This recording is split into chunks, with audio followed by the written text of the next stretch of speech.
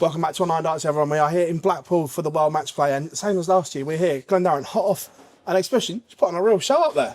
Yeah, if there was one thing I was nervous about Blackpool this week, it was those 10 legs of darts I've just played at an exhibition, because you always wonder if the game is still there. And when the first couple of 180s went in, leg 1, 2 and 3, then I knew I could settle down. I've always been good at interacting with the fans, and that sort of worked out well. So it feels like job well done for this week. And now I can concentrate on the proper darts. Well, this is what Blackpool's all about. It's not just the World Match Play. Like all week, there's these little exhibitions in and around. And darts takes over Blackpool for the 10 days, doesn't it? It's not just the World Match Play. Well, Colin Lloyd's up next, and I think he's one of the, he's one of the real heroes of Blackpool. That 170 finish, that World Match Play, the original World Match Play trophies up there as well. And just on the back of it, we've got Jackie Boy Johnson as well, who won the UKDA last week as well. And, the future of darts. So it is good to be around Blackpool this time of the year. Round one of the match players is in the ledger. What have you made of it overall? The seeds pretty much by and large unscathed. Yeah, I shouldn't be disappointed at Christophe, because I'm meant to be impartial, but she's one of my best friends, and that game with Dirk was pretty it was so nerve-wracking for both players. So to see him be the first seed, but I did say on Sky Sports that I was nervous about the draw for Luke Humphries. Cameron Menzies, honestly, Phil, I think Cameron Menzies is one of the top 10 players, talent-wise, I've ever played. So I'm going back to the BDO 2015 to 2019.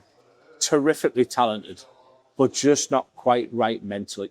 You would watch him, he'd fall on the hockey, that infamous game he played at the Grand Slam of Darts, and to see him now working on his mindset, working on other things of his game, it's no surprise to me that Cameron Menzies beat Humphries last night. In a roundabout way, was the incident that happened at the World Championships arguably the best thing that could have happened for his career? I know no one thought it at the time, but since then, the help he's got from the PDPA and so on, is that arguably the best thing that could have happened, because it meant he had to get the help he needed? I mean, it was so prolific what he did. But in darts, Phil, it's important to have the right people around you. I mean, I know it's an exhibition, but I've got Mac Elkin upstairs as well. So just to have that right person, that right people around you. And I think what happened was Cameron Menzies suddenly got the right people around him, whether it was the PDPA, whether it was psychologists, whether it was his new partner, whether it was his family. It just looks in a good headspace last night. There was a couple of times where he would have reacted normally when he hit a double, but he kept it in check. And as I've always said, skills and abilities are one thing. It's the attributes that you need, how you react with a good dart, a bad dart. And it's great to see a very talented Cameron Menzies playing terrific darts. With Luke Humphries going out, it's hard to see now where Luke Littler gets beat. That was the general feel in the press room last night, was, okay, he's beatable over these first to sixes, maybe first to 10. But once we go to that longer format, Luke Humphries was the only one potentially. It seems like the general census is he's got a free run now backing up that match play title. You interviewed me in Aylesbury, where I actually said I liked the look of Luke Humphries, but what I said on Sky was, once the draw was done, I didn't like it. I didn't like the fact he had potentially Cameron Menzies in the opening round, Ross Smith in the second round. And I went off that, and I said it was going to be, well, I've gone for a Luke Littler, James Wade fan. The seeds dominated early doors there. And I'm disappointed for Luke Humphries he didn't get through, but Menzies is special. My outside bet was Ross Smith. Ross Smith plays Cameron Menzies next, and I think that's a very, very intriguing game. No, I agree it is.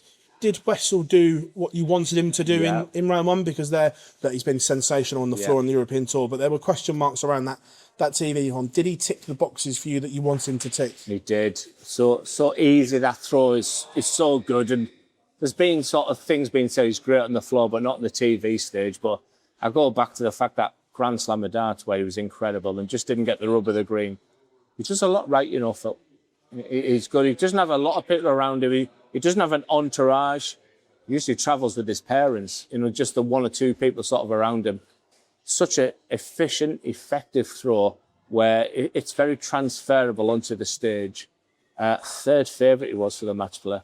And I sort of remember going back to when I went to World Championships and I was like 6th or 7th favourite in my opening year at the PDC. So I know that the pressure that can bring. I like him. I think, and Jan van Veen's interview was, I make Wessel Nijman favourite for that game.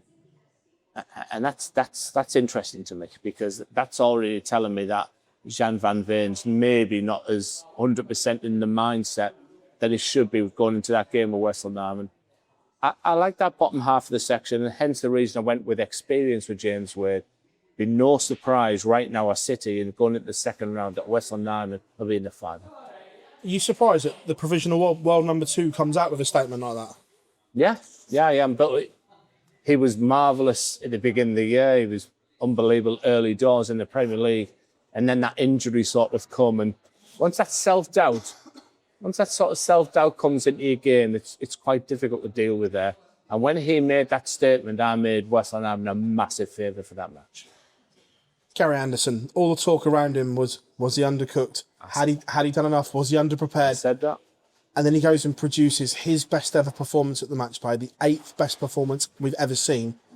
Is it only Gary Anderson that can do things like that? Yeah, and I said exactly the same live on Sky. I said exactly the same. I'm concerned he'd only played 49 games of the season going at when other people have played so much more. That Rolls Royce throw. But once he started finding that treble 20, you could just see that belief sort of coming back in. It was a real privilege to commentate on that match. He was sensational. Can he back it up to the big question? Do you think he can? Or do you think perhaps those question marks around match fitness then come in, you get through on adrenaline in game 1 and then does the realisation hit in game 2? Yeah. I think a lot of players are doing what Gary Anderson does now. We're like I'm okay. If whether I win or lose, I can go back to my family, I can go back. I think he can. And that's all because of that incredible throw that he has. I mean, it's part of my job these days of sort of assessing throws. I don't know if there's been ever a better throw than Gary Anderson's. And when you get that belief early doors, but it's a really difficult section of the draw that he's in as well. Very, very difficult. But if anyone can buck the trend, it would be Gary Anderson. It was an honour watching that match. Do you still think there's another big title in Gary Anderson? I'd love to say yes, but it's that sort of longevity. It's almost like you've got to then back that 109 average up again. It's very, very difficult. It does feel like a young man's game these days.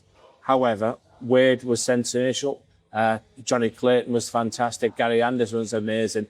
So, there's arguments against that. I'd like to see what Gary Anderson does in the second round before I answer that question, but I was always a Gary Anderson fan.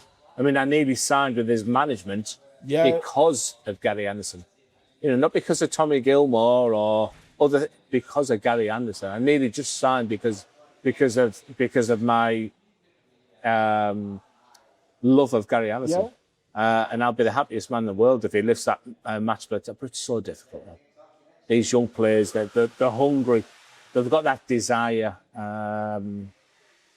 But like the Wades and Andersons are very, very impressed round 1. If Luke Littler goes on to win this match play, when does the thought process turn to completing the golden sweep, the sweep? When does that thought process then turn, do you think? Because he's openly said that if I don't win here, then obviously I can't do it, so the Pro Tours are dead. When do you think we start to see that switch of, hang on a minute, I can create history here? Yeah, I mean, he wants to break records. He's always admitted he wants to break records. I want him at Minehead. He's got to be at Minehead. But the fact he hasn't been to a Players' Championship so far, if he wins that match play, he's openly admitted he's going to then go to Hildesheim. He's then going to go to the Leicester. He's going to go to the rest of the Players' Championships there. So I thought the days of Phil Taylor dominating darts was over. If he, at the end of December, when we're talking, and he holds every major, that's got to be one of the greatest achievements of all time. Do you think he can do it? I said he wouldn't win the match play. But I like his draw. I didn't like his throw in the first 7 or 8 legs. It was almost like he had that little sort of delay in the reaction. He was always someone who's got that throw was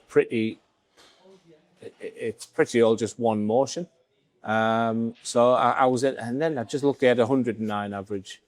I think the days when I doubt Luke Little are over now, and if anyone can do it, he can.